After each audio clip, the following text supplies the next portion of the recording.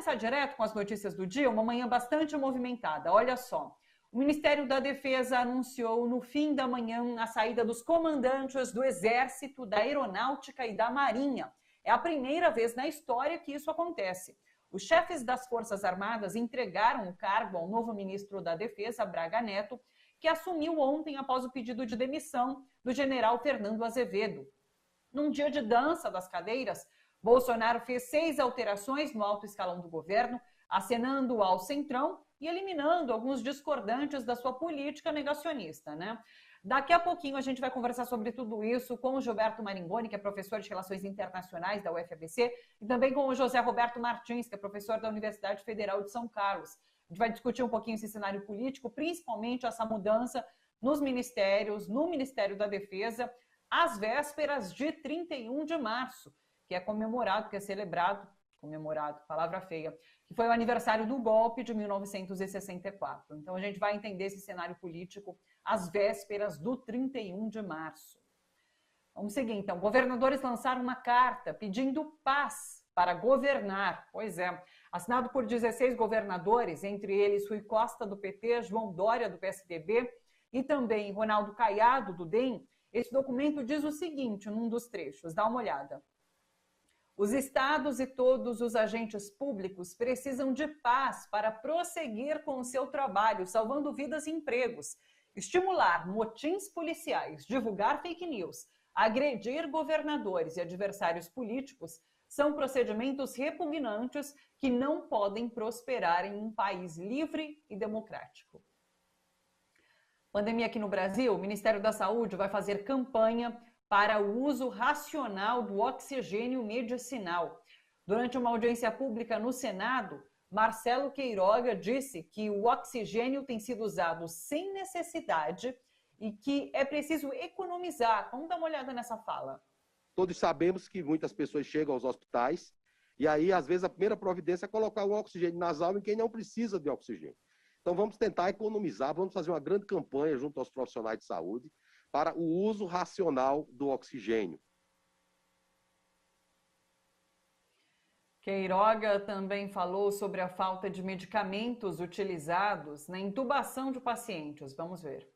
Nós estamos em contato com a Organização Pan-Americana de Saúde para adquirir esses insumos. A dificuldade é que não tem para hoje. Se a gente sair daqui com o avião Hércules hoje para buscar isso fora do país, nessa tratativa com a OPAS, a gente não tem. Então, isso é algo que nós conseguimos em aproximadamente 15 dias. Vamos fazer isso. Vamos recompor o estoque. Vamos conversar agora sobre esse cenário com o Silvio Catiabava, sociólogo, diretor do jornal Le Monde Diplomatique Brasil, que participa sempre às terças aqui com a gente. Oi, Silvio, tudo certo por aí? Tudo bem com você? Tudo indo, né, Thalita? Tudo indo, né? Na resistência aqui. Silvio, olha só, pandemia aqui no Brasil, mais de 300 mil mortes, a gente está com uma média móvel recorde nos últimos 7 dias e a gente é obrigado a ouvir essas falas do ministro da Saúde. Ele fala em racionar oxigênio, a pessoa chega com falta de ar no hospital, ali pedindo ajuda e é para racionar o oxigênio. Uma campanha para reduzir a utilização do oxigênio. Parece brincadeira, parece piada, né? E no meio de tudo isso, a gente tem o governo Bolsonaro fazendo então essa dança de cadeiras, acenando para o Centrão, eliminando esses discordantes da política negacionista que Bolsonaro tem levado a cabo. Como que você vê esse cenário? É bastante preocupante tudo isso que está acontecendo, né? Muito preocupante, Thalita. Eu acho, inclusive, que o fio dessa análise é a pandemia. É a pandemia e a maneira como o presidente Bolsonaro trata a pandemia, né? Porque essa primeira crise, vamos dizer assim, da saída do general Pazuello da saúde, houve uma resistência grande para trocar ele, né? E agora o Marcelo Queiroga diz, olha, nós estamos indo atrás, né, de oxigênio e de medicamentos que deveriam estar lá, né? A saída do Ernesto Araújo também é a mesma coisa, né? Além dos rompantes todos ideológicos que todo mundo acha até meio ridículo, né? O fato é que ele se indispôs com quem podia nos fornecer as vacinas. E esse é o detonador que traz, inclusive, a carta dos principais banqueiros que assinaram e que agora nós precisamos de seriedade para enfrentar a pandemia. Aliás, a crise, né, nas Forças Armadas também vem daí, né? O general Paulo Sérgio, que é do Departamento Pessoal do Exército, estava falando assim, olha, nós estamos seguindo à risca os procedimentos para poder conter a pandemia dentro do Exército. E aí foi que o Bolsonaro pediu a cabeça dele, né?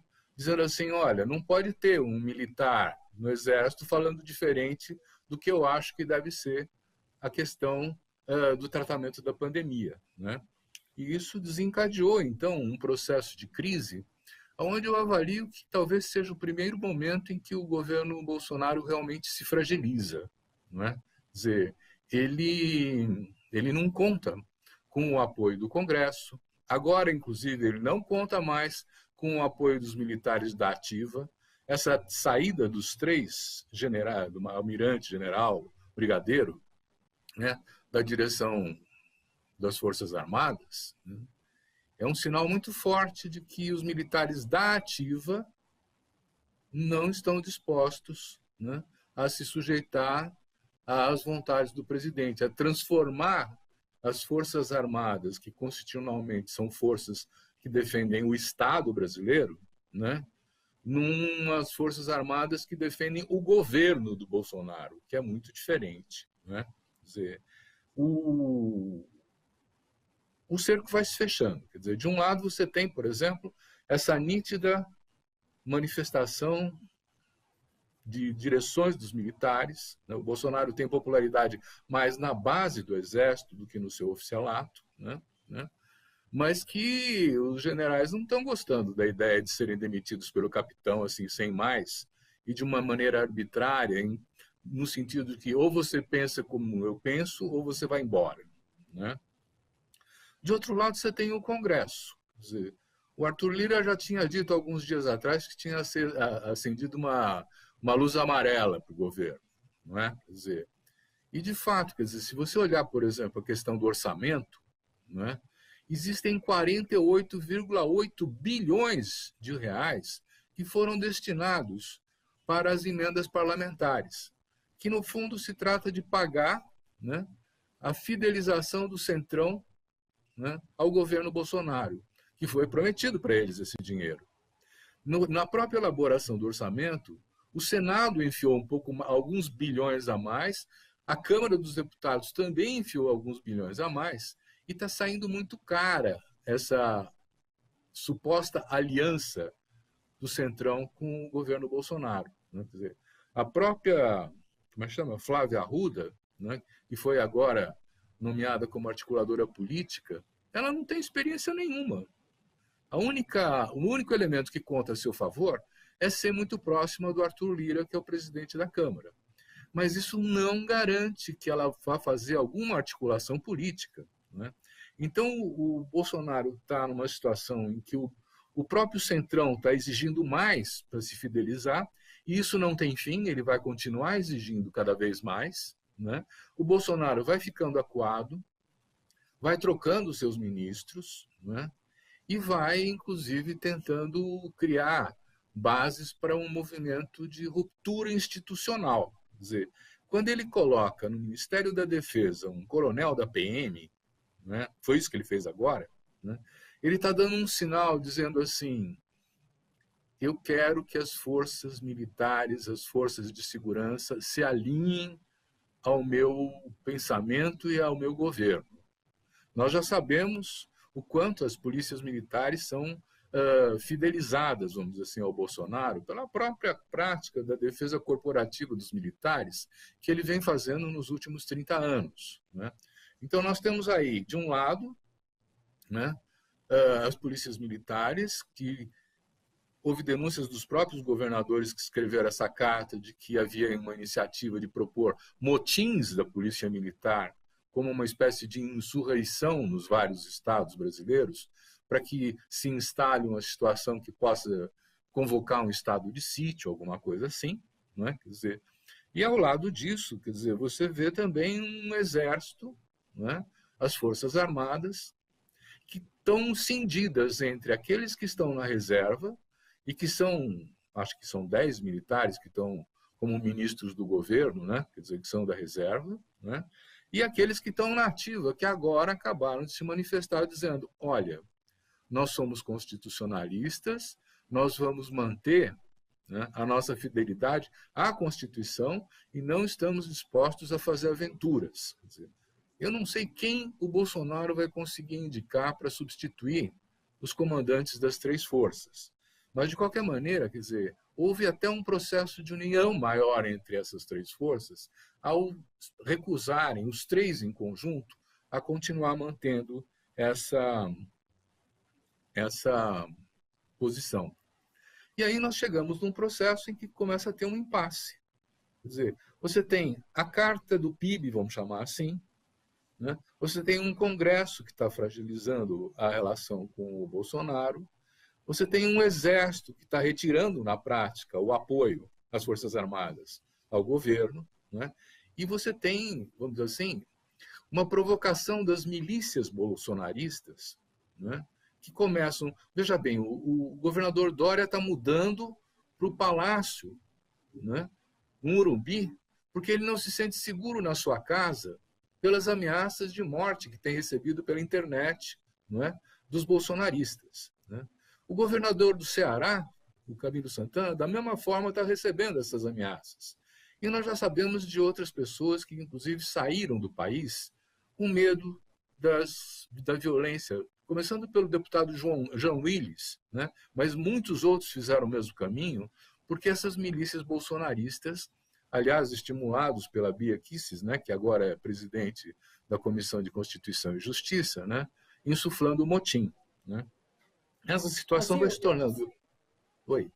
Nesse contexto, a gente tem a carta dos governadores que pedem paz para governar. 16 governadores de vários cenários políticos, vários partidos, se reúnem para pedir paz para governar diante desse episódio de que Bia Kicis insufla motim de policiais militares contra governadores. E aí eu tenho uma consideração que eu acho que a gente precisava começar a avaliar, né? Dizer, se a situação do Bolsonaro fica insustentável, né? Se ele não consegue mais constituir, costurar esses apoios capazes de mantê-lo lá, onde ele está, quer dizer, como é que a solução da crise se resolve, né?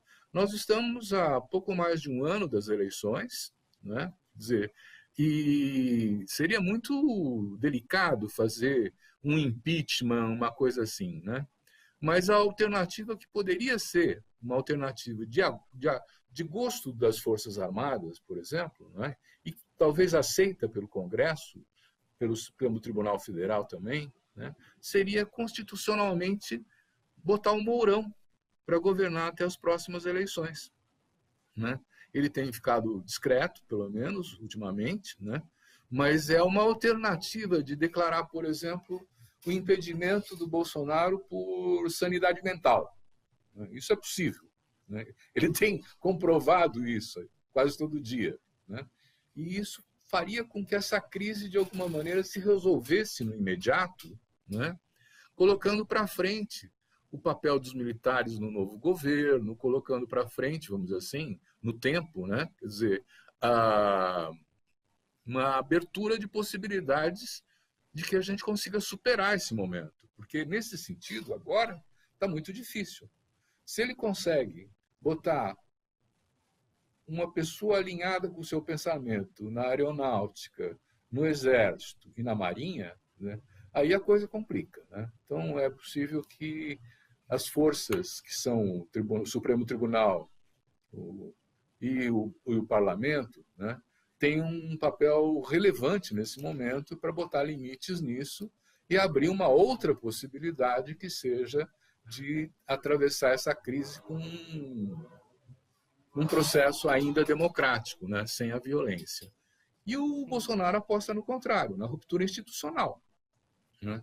Então, nós precisamos ver nos próximos dias como transcorre isso. Vai ser muito importante ver quem vai assumir a direção das Forças Armadas, né?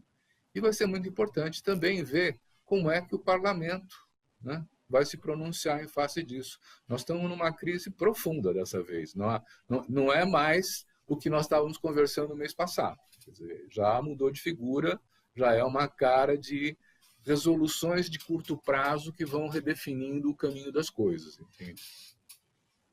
Eu tenho a impressão que toda semana esse cenário muda, né? Todo cenário é uma leitura diferente que a gente faz aqui, Silvio, porque muita coisa acontece de uma terça até a outra. Deixa eu adicionar alguns ingredientes a essa conversa. A primeira é sobre o orçamento. Você citou aí o orçamento que está sendo discutido, né? E a gente tem alguns números que eu quero trazer. Esse orçamento está sendo chamado de peça de ficção, inclusive, por economistas. É simbólico que os serviços militares tiveram alocado uma verba de 8 bilhões de reais. Já saúde e educação juntos tiveram 6 bilhões de reais, 6 bilhões e 600 milhões de reais. Então, o montante alocado para a saúde e educação é menor do que o alocado para serviços militares, para o Ministério da Defesa, cuja pasta agora o general Azevedo pede demissão, sai. Aliás, tem um ingrediente também dessa demissão que é o seguinte, a imprensa conta que Bolsonaro queria uma opinião do general Fernando Azevedo em relação à decisão do Supremo Tribunal Federal sobre o ex-presidente Lula, aos moldes de Vilas Boas, em 2018, que agora diz que se reuniu com o alto comando das forças militares para subir o tom contra o STF quando decidiu prender o ex-presidente Lula, liberar o ex-presidente Lula. E agora, então, ele esperava de Azevedo, do ministro da Defesa, uma posição como Vilas Boas, e não teve. Então, essa demissão, que foi, na verdade, foi demitido, pediu uma demissão ali, aconteceu. Mas é isso. Deixa eu encerrar com o Silvio para a gente ir para a nossa próxima conversa. Silvio, muito obrigada pela sua leitura, sempre importantíssima que você traz aqui para a gente. E até a semana que vem. Vamos ver o que acontece nesses próximos dias. Lembrando que amanhã, quarta-feira, é 31 de março. Então, quando aconteceu o golpe militar há 57 anos. E vamos ver o que acontece durante esses próximos dias. Obrigada, Silvio. Um beijo grande para você. Boa tarde. Obrigado, boa tarde. Não esquece de avisar do nosso programa, hein? Esqueci. Vamos avisar. Fica aqui comigo, então. Peraí. Hoje, às 9 horas da noite, tem o programa Le Monde Diplomatique Brasil, 9h30 da noite, sobre a situação das mulheres na pandemia. Dá um spoiler pra gente. Conta um pouquinho sobre o que vai ter, Silvio. Olha, nós temos uma situação em que a família toda está em casa o tempo todo, não é? Desde que o momento que o marido não sai mais para trabalhar, as crianças não vão mais para a escola, não é? A situação fica difícil na convivência, vamos dizer assim, cotidiana, não é? E, além disso, se sobrepõe a questão do desemprego, a questão da fome, da redução do auxílio emergência. Então, as mulheres estão tendo um papel central na administração desse cotidiano, no dia a dia, né? da casa, da administração dos filhos e tal. E nós vamos refletir com duas pessoas que são feministas, que se aprofundaram nesse conhecimento desse processo e que vão ajudar a nos entender essa mudança de situação e como as mulheres estão reagindo a isso nesse momento. Assista. Perfeito. Rede Nossa São Paulo já falou sobre uma pesquisa, né, que eles fizeram falando sobre como o peso e a carga mental se tornou muito maior para as mulheres agora durante esse momento de pandemia. Eu sou mãe trabalhadora e eu posso dizer que realmente a situação é muito difícil. Silvio, um beijo para você, bom programa. Hoje às 9h30 da noite, pessoal, Le Monde Diplomatique Brasil. Esse é o Silvio Catiababa, sociólogo, diretor do jornal Le Monde Diplomatique Brasil, participa sempre com a gente aqui às terças.